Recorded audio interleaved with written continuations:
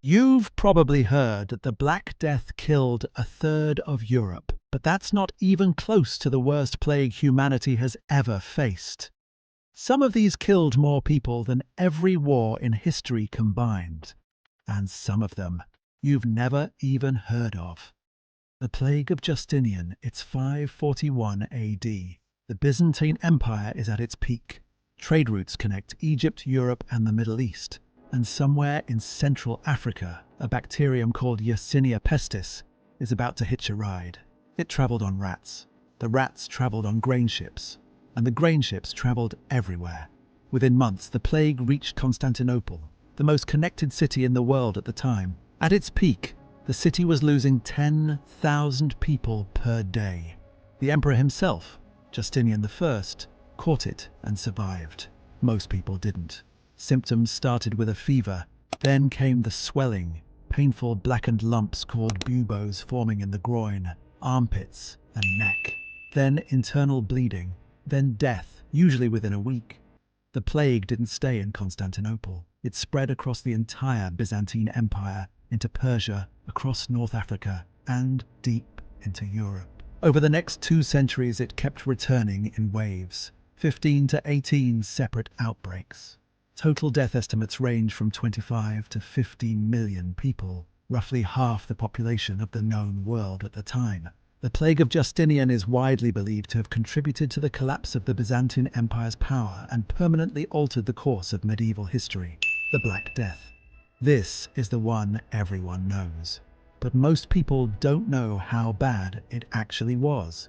It began in Central Asia around 1346 and moved west along trade routes. It reached Crimea, then Sicily, then the rest of Europe with terrifying speed. By 1353, it had swept across the entire continent. The symptoms were identical: buboes, fever, internal bleeding. But this outbreak also had a pneumonic form, which spread through the air. You didn't need to touch anyone.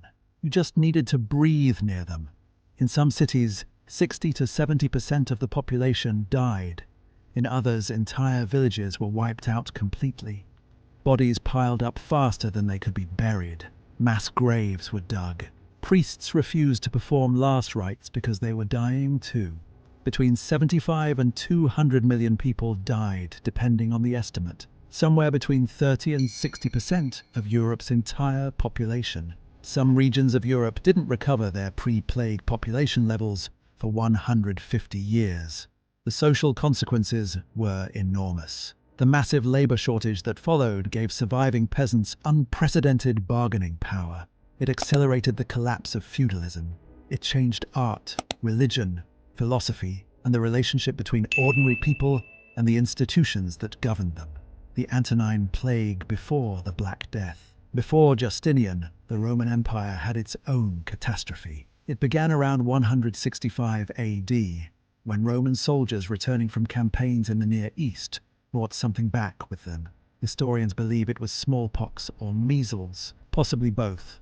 It spread through one of the most connected empires in history. At its peak, it was killing 2,000 people per day in Rome alone. The total death toll over 15 years is estimated between 5 and 10 million people, roughly a quarter of the Roman Empire's population. The plague struck twice. The second wave, sometimes called the Plague of Cyprian, began around 249 AD and was reportedly even worse, killing up to 5,000 people per day in Rome at its height. Contemporary accounts describe it as the end of the world.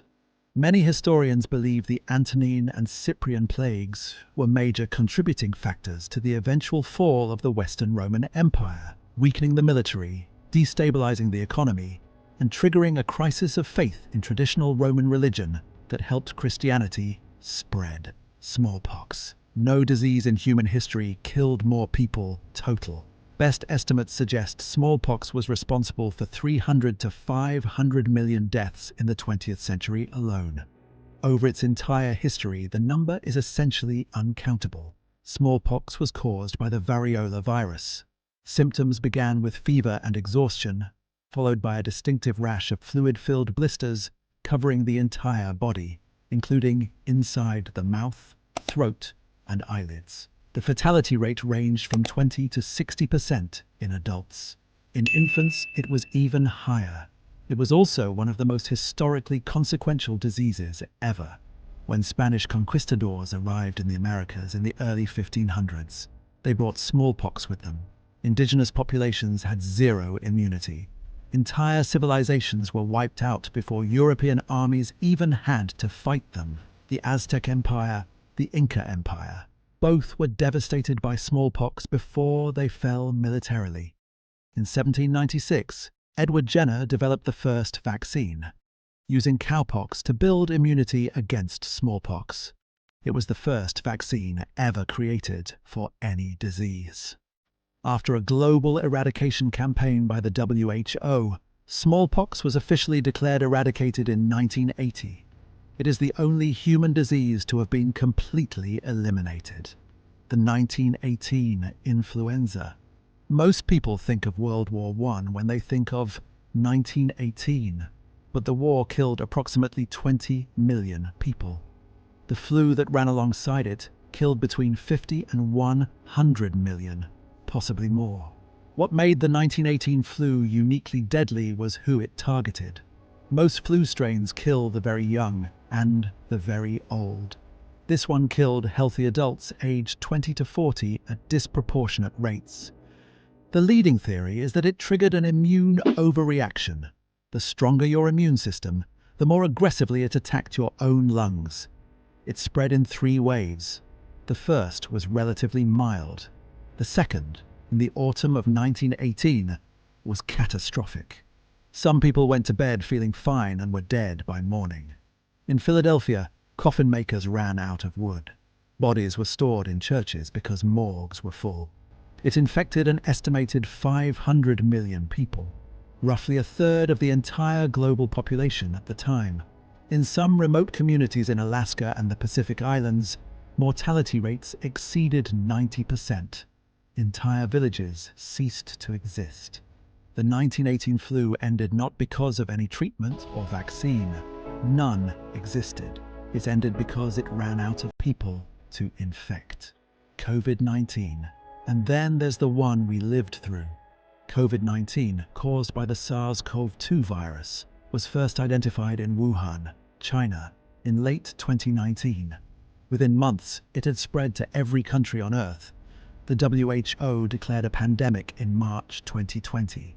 Officially, COVID-19 has killed over 7 million people.